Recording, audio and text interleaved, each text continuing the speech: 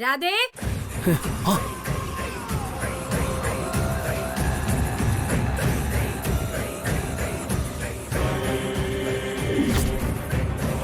രാധേ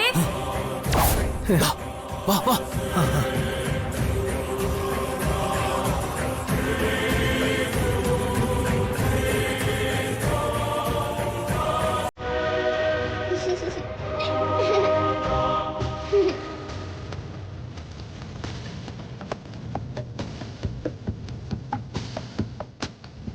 രാധേ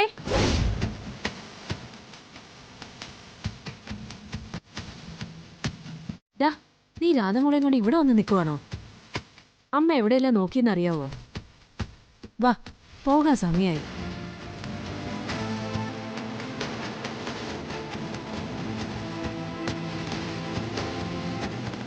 ഇത് നമ്മൾ നോക്കുന്ന രാധയല്ല സാർ, വേറെ ഏതോ ഡ്യൂപ്ലിക്കേറ്റ് രാധയാ.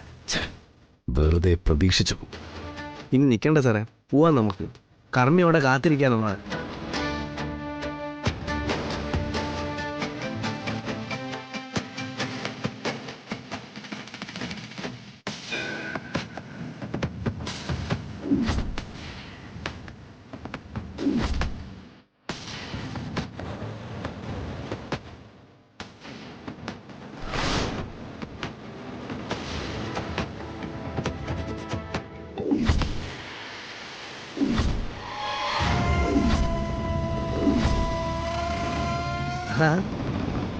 കണ്ടു, ഇവിടെ എല്ലാം റെഡിയാ. സുകുമാരൻ ഒരു കാര്യം ഏൽപ്പിച്ചതാ. നമസ്കാരം.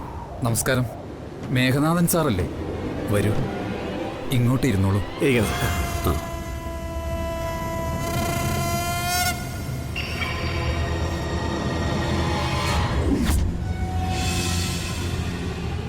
ഓം ശ്രീമദ് മഹാഗണപതായ നമഃ. ഓം നമോ നാരായണായ നമഃ. ഓം നമോ വാസുദേവായ നമഃ. ഓം നമോ നാരായണായ നമഃ. ശുദ്ധിയാക്കിയ കൈകൾ കൊണ്ട് എള്ള്, പൂവ്, ചന്ദനം എന്നിവ എടുത്ത് കിണ്ടിയിലേക്ക് ഇടുക.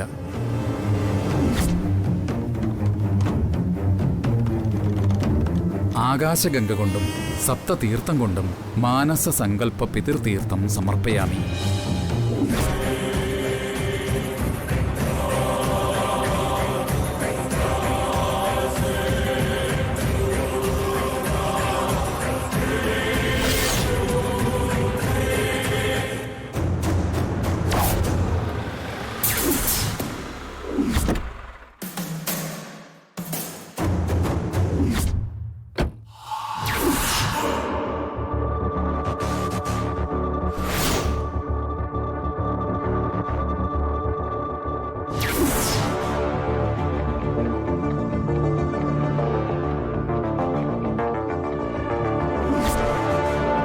ഈ ക്ഷേത്രത്തിനടുത്ത് തന്നെയാണല്ലോ ബലിയിടാൻ രാധ വരുമെന്ന് പറഞ്ഞിരുന്നത്. എവിടെയാണെന്ന് കൗണ്ടറിൽ ചോദിച്ചു നോക്കാം.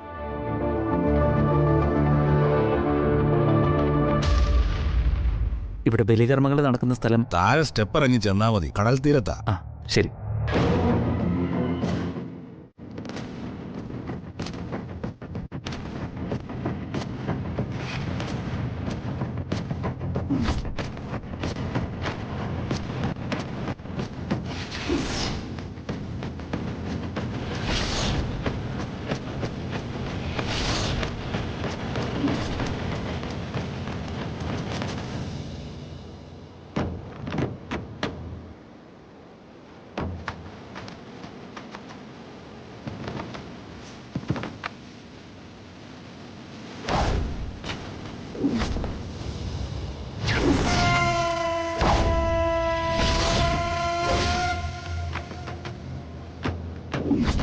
മേഘനാഥൻ സുഭദ്രയ്ക്ക് ബലിയിടാൻ എത്തിയിരിക്കുന്നു.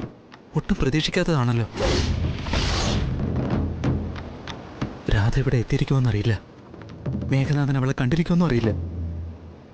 ഒരിക്കലുമില്ല. കണ്ടിട്ടുണ്ടെങ്കിൽ അയാൾക്ക് ഇങ്ങനെ ശാന്തനായിരുന്ന കർമ്മങ്ങൾ ചെയ്യാനാവില്ല. ഇത് രണ്ടു കൂട്ടരും പരസ്പരം കാണാതെ രണ്ടിടത്താണെന്ന് തോന്നുന്നു.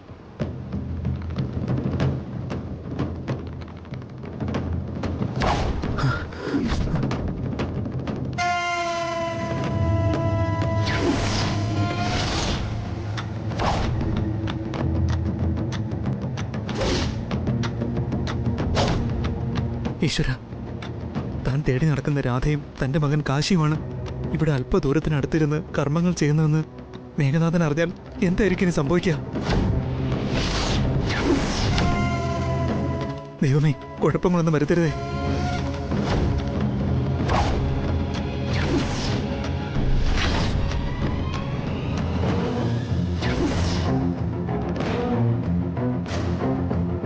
മരിച്ച ആളിൻ്റെ ആത്മാവിൻ്റെ മോക്ഷത്തിനായി പുഷ്പമെടുത്ത് സമർപ്പിക്കാം. സുഭദ്രെ, ഇനിയെങ്കിലും ആത്മശാന്തി നേടി നീ മോക്ഷപദം പ്രാപിക്കണം. എൻ്റെ ജീവിതത്തിലെ തടസ്സങ്ങളെ മാറ്റി രാധയെ എനിക്ക് തന്നെ തരണം നീ.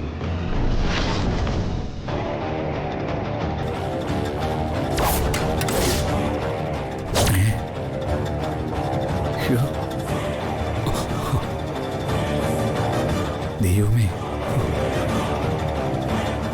ദൈവമേ, അപശകുനമാണല്ലോ.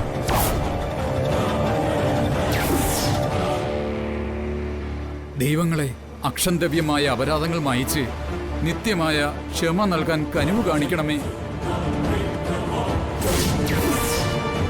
ആത്മാവിനെന്തോ അതൃപ്തിയുണ്ടെന്ന് തോന്നുന്നു.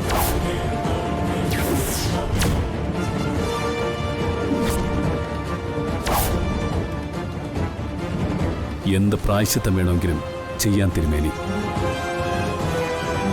എന്തു തന്നെയായാലും മരിച്ച ആളുടെ ആത്മാവ് മോക്ഷത്തിലെത്തണമെന്നേ ഉള്ളൂ.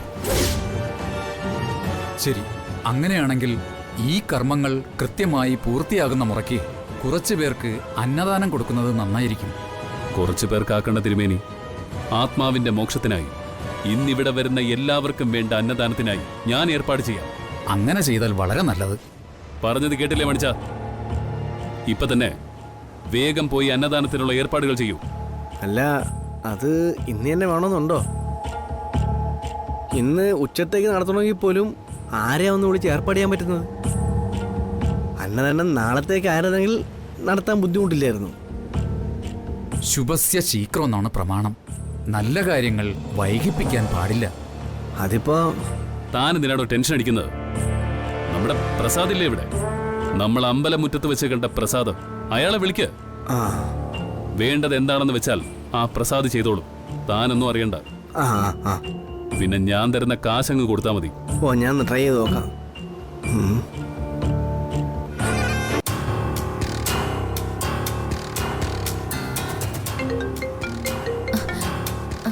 പ്രസാദേട്ടാ. ആ അഞ്ജലി, ഞാനിപ്പോ വരാം. ഹലോ ഹലോ പ്രസാദേ. Hello hello hello hello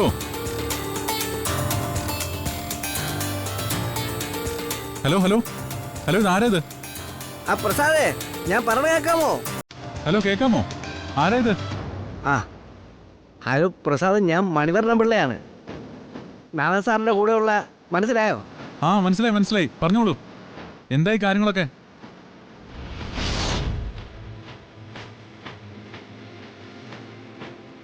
Narayana sir പ്രസാദിനൊന്ന് കാണണമെന്ന് പറഞ്ഞു.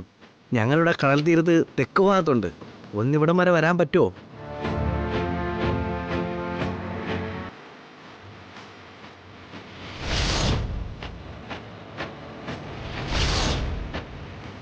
അത്യാവശ്യം ഒരു കാര്യം പറഞ്ഞുണ്ടെന്നാണ് എന്നോട് പറഞ്ഞേ.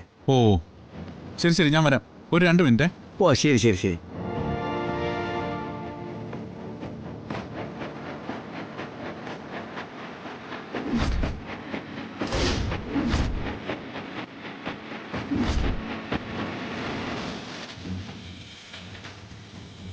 പ്രസാദ് വരാന്ന് പറഞ്ഞു സാർ. ആ, പ്രസാദ് വരട്ടെ, ഞാൻ സംസാരിക്കാം. ആ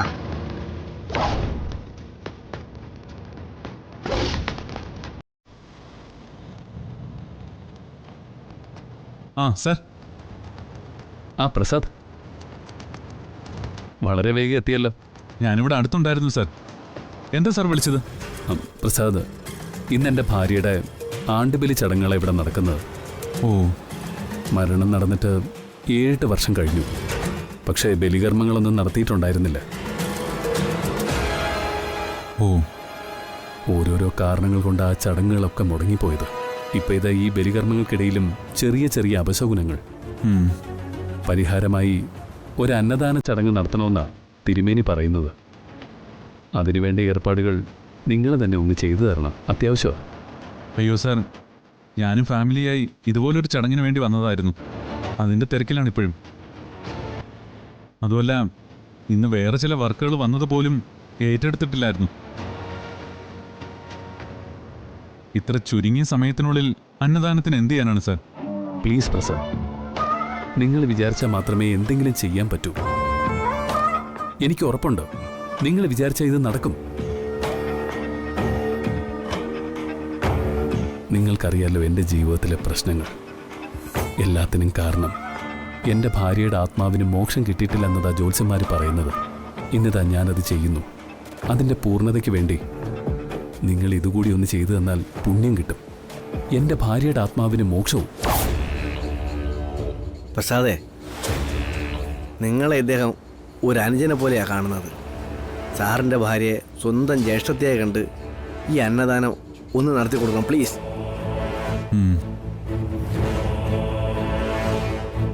ശരി സാർ, ഞാനൊന്ന് ട്രൈ ചെയ്യാം. സ്റ്റാഫുകളെ വിളിച്ചു പറഞ്ഞ് വേണ്ട ഏർപ്പാടുകൾ ചെയ്യാൻ പറ്റുമോ നോക്കട്ടെ. Thank you Prasad. You are really like my brother. ശരി, ഞാനൊന്ന് സ്പീഡപ്പ് ചെയ്യാൻ നോക്കട്ടെ. ആ പ്രസാദ്, ഒരു മിനിറ്റ്. നിങ്ങളുടെ സ്വന്തം ജ്യേഷ്ഠത്തിക്ക് പുഷ്പം സമർപ്പിച്ച് പ്രാർത്ഥിച്ചിട്ട് പോകും. അവൾക്ക് വേണ്ടിയല്ലേ ഈ അന്നദാന ചടങ്ങ് നടത്താൻ പോകുന്നത്. പുഷ്പം അർപ്പിച്ചോളൂ.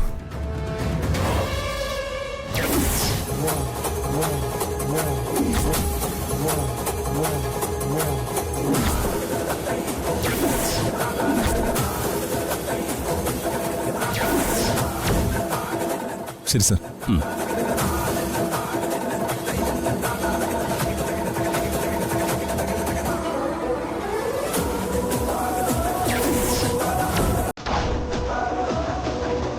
ഇനി ബലിപിണ്ട സമർപ്പണമാണ്. പിണ്ടം എടുത്തോളൂ. ജലത്തിൽ സമർപ്പിക്കണം. അതിനായി പോകാം.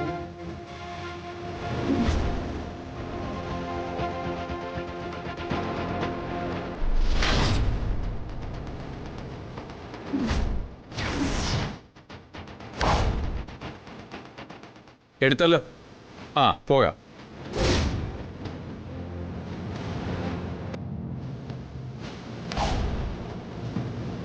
പോകാം. ഞങ്ങൾ പോയിട്ട് വരാം. അപ്പോഴേക്കും നിങ്ങൾ ഇതെല്ലാം എടുത്തു വെക്കും. ശരി ചേച്ചി, വാ. ഇവരിപ്പോ അങ്ങോട്ട് പോയ മേഘനാഥന്റെ കണ്ണിപ്പെടുമല്ലോ ഭഗവാനെ, ചതിച്ചോ?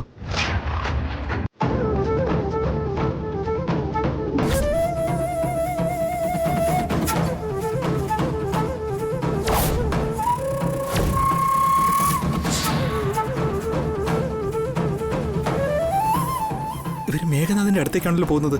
എന്ത് ചെയ്യും?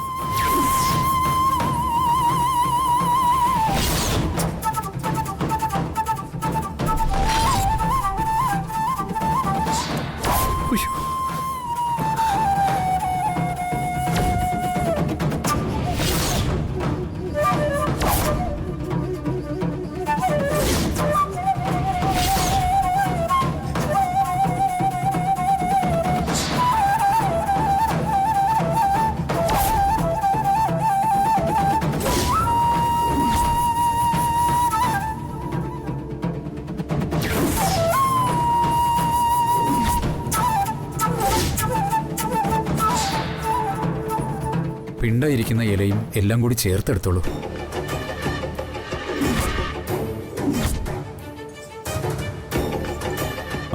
ശരി, ഞാൻ വിളിക്കാം. പ്രസാദ് ഏട്ടൻ ഇത് എവിടെ പോയിരുന്നു? ഒരു അത്യാവശ്യ കാര്യം ഉണ്ടായിരുന്നു. കഴിഞ്ഞു. ഇനി ഞാൻ മോൻ്റെ കൂടെ പൊയ്ക്കോളാം. അഞ്ജലി അങ്ങോട്ട് ചെല്ലേ. അവിടെ ആരെയും തനിച്ചല്ലേ. ശരി മോനെ. വാ മോനെ.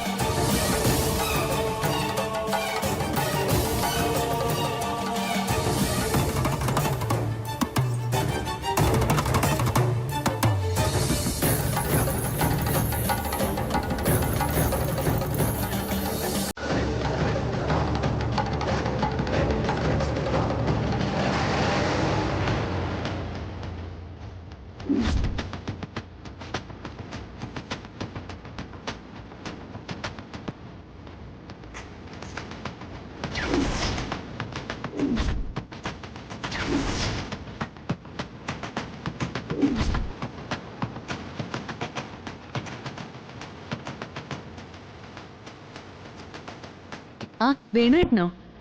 എന്താ ഇന്ന് കാണണോന്ന് പറഞ്ഞത്? അത് പറയാം, വാ ഇങ്ങോട്ട്. ആ വേണുവേട്ടാ.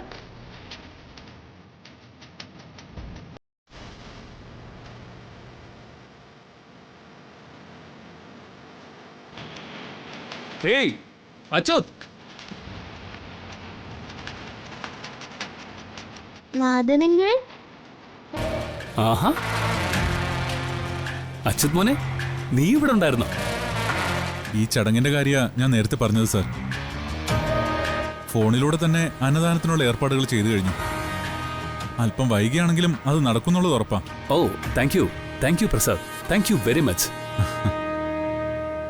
അല്ല, അച്യുത് ആർക്ക് വേണ്ടിയാ ബലിയിടുന്നേ? അഞ്ജലിയുടെ ചേച്ചിക്ക് വേണ്ടിയാണ് സാർ. ഇന്നാണ് ആ ബലി. ഓ ഐ സി. ശരി വാമനെ, നീ ഇനി എന്റെ കൂടെ നടന്നോ. എന്റെ വലം കയ്യല്ലേ നീ. ആൺമക്കളെയാ അച്ഛന്മാർ വലം കൈ എന്ന് പറയുന്നത്. ഇവനും എന്റെ മകൻ തന്നെയാ. സംശയമുണ്ടോ തനിക്ക്? അയ്യോ ഇല്ലേ. വാടാ. ആ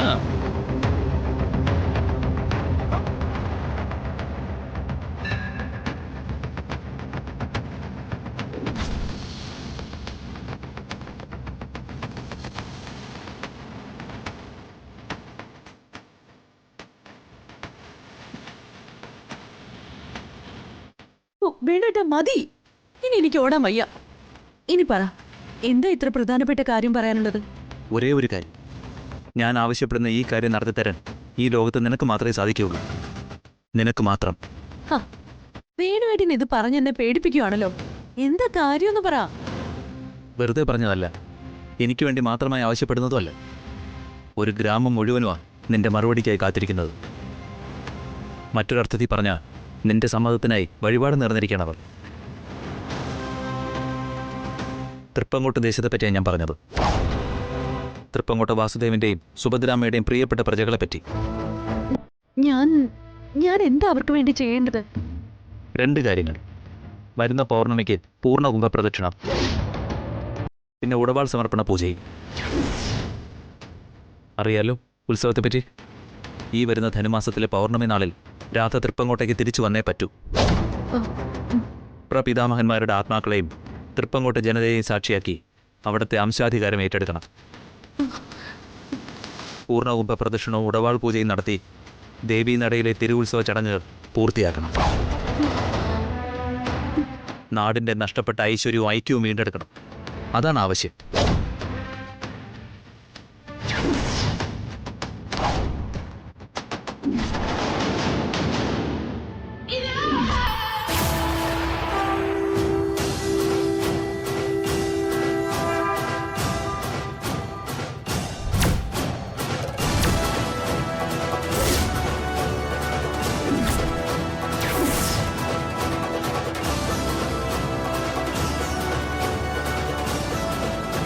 എന്താ നീ ആലോചിക്കുന്നത്? ഞാൻ എങ്ങനെയാ ഈ അവസ്ഥയില്? ഒരവസ്ഥയുടെ ഇളവുമില്ല ഇവിടെ. നിനക്ക് മാത്രമേ അത് പറ്റൂ. അതാണ് കീഴ്വഴക്കവും. തൃപ്പങ്കോട്ടെ രാജരക്തം സിരയിലോടുന്ന രാധയോട് ഞാനത് ഇനിയും പറഞ്ഞു മനസ്സിലാക്കണോ? ഒരു ജനതയുടെ മുഴുവൻ പ്രതീക്ഷയാണ്. നീ ഒരു എസ് പറഞ്ഞാൽ അവരെല്ലാം നിന്റെ കൂടെ ഉണ്ടാവും എപ്പോഴും. എനിക്കറിയാം വേണുവേട്ടാ, ഞാൻ മനസ്സിലാക്കുന്നു കാര്യങ്ങള്. പക്ഷേ എന്താ ഈ പക്ഷേ? എനിക്കൊന്ന് ആലോചിക്കണം. അതിന് അല്പസമയം വേണം എനിക്ക്. എന്ന് പറഞ്ഞാൽ വരാൻ പറ്റില്ലെന്നാണോ? അയ്യോ, നോന്ന് പറഞ്ഞില്ലല്ലോ ഞാൻ. ആലോചിക്കാൻ അല്പസമയമല്ലേ ചോദിച്ചത്? പ്ലീസ്.